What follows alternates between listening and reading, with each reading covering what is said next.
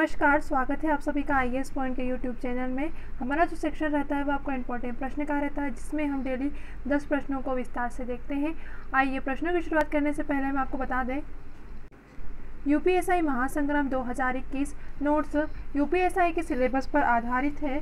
यह नोट्स आपको मात्र 149 रुपये में दिया जा रहा है। सिलेबस में जितने भी टॉपिक है सभी कवर किए गए हैं। लगभग 250 PDF का जो संग्रह है वह आपका टॉपिक टू टॉपिक है, जैसे सामान्य हिंदी, मूल विधि, सामान्य अध्ययन यानी कि संपूर्ण GS, उत्तर प्रदेश विशेष, गणित, तर्क और परीक्षण जो कि रीजनिंग, कंप्यूटर और प्रमुख संस्थाएं, जैसे जो प्रमुख महत्वपूर्ण टॉपिक है सभी के सभी कवर किए गए हैं। नोट्स प्राप्त करने के लिए आप इस नंबर पर मैसेज कर सकते हैं और अधिक से अधिक जानकारी प्राप्त करने के लिए आप इसी नंबर पर कॉल करके भी प्राप्त कर सकते हैं। चलिए धन्यवाद, चलते हैं हमारे प्रश्नों की ओर। प्रश्न नंबर पहला है, नागार्जुन सागर बांध किस नदी पर बना है? ऑप्शन आपके पास कावेरी, कृष्णा, गोदावरी या फिर सिंधु। आप सभी को इसका उत्तर जरूर से ज़रूर पता होगा। आप सभी जानते हैं कि जो नागार्जुन सागर बांध है यह कृष्ण नदी पर बना हुआ है, तो इसका सही जवाब है आपका ऑप्शन नंबर बी यानी कि कृष्ण। आइए देखते हैं, तुंगभद्रा परियोजना कर्नाटक के तुंगभद्रा नदी पर, लोअर भवानी तमिलनाडु राज्य के इदुक्कली परियोजना पेरी नदी पर और केरल में, तथा नागार्जुन जो सागर परियोजना है यह आंध्र प्रदेश में कृष्ण नदी पर स्थित है। तो आपका सही जवाब क्या होगा कि जो नागार्जुन सागर परियोजना है यह आंध्र प्रदेश में कृष्ण नदी पर स्थित है। अगले प्रश्न की ओर चलते हैं। अगला प्रश्न है, USA की TVA यानी कि टेनेसी वैली अथॉरिटी जैसी परियोजना भारत में है? ऑप्शन है आपके पास रामगंगा बहुउद्देशीय परियोजना, इडुक्की परियोजना, दामोदर घाटी परियोजना या फिर महानदी डेल्टा परियोजना। का जो सही जवाब है वो आपका ऑप्शन नंबर सी होगा, यानी कि दामोदर जो घाटी परियोजना है यह USA की TVA यानी कि टेनेसी वैली अथॉरिटी जैसी परियोजना है। इस तरह आपका ऑप्शन नंबर सी सही होगा, यानी कि दामोदर घाटी परियोजना। अगले प्रश्न की ओर चलते हैं। अगला प्रश्न है, अपातनी कहाँ का मुख्य जनजाति समूह है? ऑप्शन है आपके पास सिक्किम, अरुणाचल प्रदेश, झारखंड या फिर नागालैंड। आपको पता होना चाहिए कि इसका जो सही जवाब है वो आपका ऑप्शन नंबर बी है, यानी कि अरुणाचल प्रदेश। अरुणाचल प्रदेश में आपातनी का मुख्य जनजाति समूह है, एक जनजाति है आपातनी, इसका जो मुख्य एक समूह है जो कि अरुणाचल प्रदेश में स्थित है। आइए देखते हैं, आपातनी जनजाति मुख्यतः अरुणाचल प्रदेश के लोअर सुबनसिरी जिले के जाइजो घाटी का नाम है जाइरो घाटी, यहाँ पर संकेंद्रित यानी कि यहाँ पर पाई जाती है। इस जनजाति की कुल जनसंख्या 60,000 है। तो आपको याद रखना है कि जो आपातनी जनजाति है अरुणाचल प्रदेश की जाइरो घाटी है वहाँ पर स्थित है, और इनकी संख्या तो वैसे पूछी नहीं जाती है, पर आपको जानकारी के लिए हम आपको बता देते हैं कि इसकी संख्या है वो कितनी है, 60,000 अभी तक बताई गई है। अगले प्रश्न की ओर चलते हैं। प्रश्न नंबर चौथा है, फसल कर्ज के लिए बैंक को अदा किया ब्याज गया है? ऑप्शन आपके पास मध्यवर्ती उपभोग, अंतरण अदायगी, उपादान अदायगी या फिर पूंजी निर्माण। फसल जो कर्ज होते हैं इसके लिए जो बैंक को अदा किया जाता है वह है आपका ऑप्शन नंबर सी, यानी कि उपादान अदायगी। उपादान अदायगी यही वह है, बैंक को अदा किया जाता है फसल के कर्ज के लिए। आइए देखते हैं, उपादान उदायगी उस आय को कहते हैं जो उत्पादन के कारकों को सर्वाग्यों यानी कि गृहस्थ क्षेत्र को अपनी कारक सेवाओं के उत्पादन को आपूर्ति करने में बदल सकती है। उपादान अदायगी में शामिल है जैसे कि लागत, ब्याज, मजदूरी में SSC ने इसका उत्तर डी दिया है जो कि गलत है। ठीक है, SSC में बताया गया है आपका ऑप्शन नंबर डी, परंतु वह गलत है। सही क्या होगा आपका ऑप्शन नंबर सी, यानी कि ऑप्शन नंबर सी उपादान। SSC ने क्या बताया पूंजी निर्माण, परंतु यह नहीं आएगा, ऑप्शन नंबर सी आएगा आपका उपादान अदायगी। अगला प्रश्न है, निम्नलिखित में से किस कर वसूली केंद्रीय सरकार द्वारा नहीं की जाती है?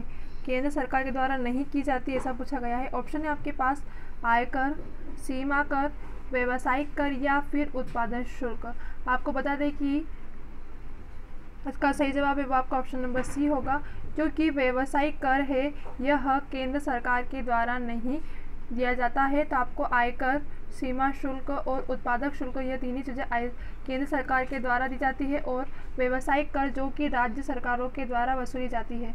सही जवाब होगा आपका आयकर। सीमा शुल्क और उत्पादन शुल्क यह क्या है? केंद्र सरकार। और हमसे पूछा गया है कि कौन सा केंद्र सरकार के द्वारा नहीं है, तो व्यावसायिक कर जो कि राज्य सरकार के द्वारा वसूला जाता है। अगले प्रश्न की ओर चलते हैं। किस देश की राष्ट्रीय आय का निर्धारण करने के लिए निम्नलिखित में से कौन सी पद्धति उपयोग में नहीं लाई जाती है? ऑप्शन है आपके पास आय पद्धति, उत्पादन पद्धति या आगत पद्धति या फिर निवेश पद्धति। आपको बता दें इसका जो सही जवाब है वो आपका ऑप्शन नंबर सी है, यानी कि आगत पद्धति। आगत पद्धति देश की आय का निर्धारण करने के लिए इस पद्धति का प्रयोग नहीं किया जाता है। बाकी आय पद्धति, उत्पादन पद्धति और निवेश पद्धति इन तीनों का उपयोग किया जाता है, परंतु आगत पद्धति का उपयोग यानी कि प्रयोग में नहीं लाया जाता है। इस तरह आपका ऑप्शन नंबर सी सही होगा। आइए इसके बारे में देख लेते हैं। सकल राष्ट्रीय आय की तीन विभिन्न दृष्टिकोण से समझा और मापा जाता है, यानी कि उत्पादक तथा मूल्य वृद्धि दृष्टिकोण, व्यय दृष्टिकोण तथा या निवेश पद्धति या फिर आय दृष्टिकोण। यह क्या है? यह सकल उत्पादन को विभिन्न दृष्टिकोण में समझा यानी कि और मापा जा सकता है। आइए अगले प्रश्न की ओर चलते हैं। अगला प्रश्न है, भारत में राष्ट्रीय आय का प्रकलन तैयार किए जाते हैं। ऑप्शन है आपके पास राष्ट्रीय आय विकास परिषद के द्वारा, राष्ट्रीय उत्पादकता परिषद के द्वारा, राष्ट्रीय आय समिति के द्वारा या फिर केंद्रीय सांख्यिकीय संगठन के द्वारा। आपको बता दें कि भारत में जो राष्ट्रीय आय का जो प्रकलन तैयार किए जाते हैं यह होते हैं केंद्रीय सांख्यिकीय संगठन के द्वारा, यानी कि आपका ऑप्शन नंबर डी सही होगा। आइए देखते हैं।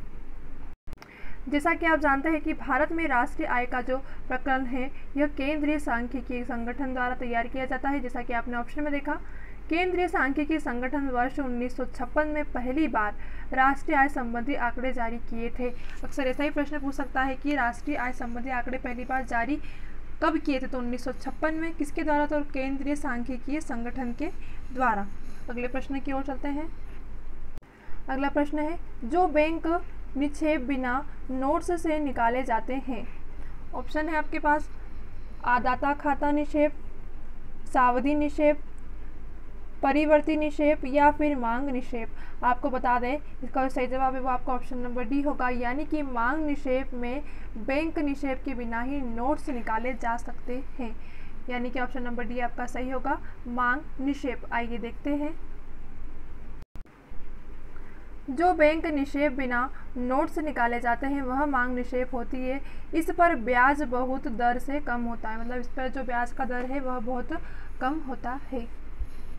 प्रश्न 9 है, बढ़ती हुई प्रति आय का एक बेहतर कल्याण को घातक होती है यदि उसके हाथ हो।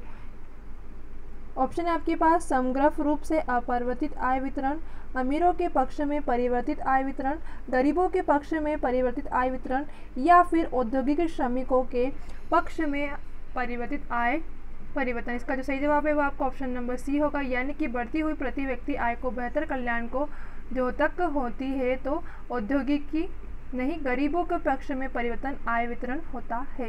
तो आपका ऑप्शन नंबर सी सही होगा, यानी कि गरीबों के पक्ष में परिवर्तित आय का वितरण। आइए देखते हैं। बेहतर कल्याण के द्योतक गरीबों के पक्ष में परिवर्तन आय होगी, क्योंकि जब आय का वितरण उच्च वर्ग से निम्न वर्ग की तरफ होता है तो उसे बेहतर कल्याण कहा जाता है।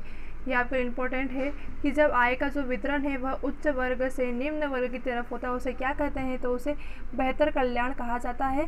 इसे ट्रिकल डाउन प्रभाव भी कहा जाता है। एक नाम वो है ट्रिकल डाउन प्रभाव। किसे कहा जाता है? तो ट्रिकल डाउन प्रभाव वह प्रभाव है जिसमें आय का वितरण उच्च वर्ग से निम्न वर्ग की तरफ आता है। आइए अगले प्रश्न की ओर चलते हैं। प्रश्न नंबर 10 है आपका कि निम्नलिखित में से किस देश का अलिखित संविधान है। ऑप्शन है आपके पास USA, UK, पाकिस्तान या फिर भारत। इस प्रश्न का सही जवाब आप सभी को पता होगा, ऑब्वियसली UK होगा। UK का जो संविधान है यह अलिखित संविधान है। आइए देखते हैं।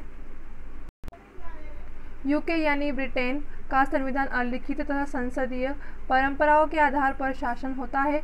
USA, पाकिस्तान एवं भारत के संविधान लिखित है।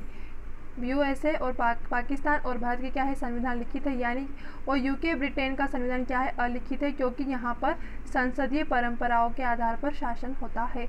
इस तरह आपका ऑप्शन नंबर 20 सही होगा।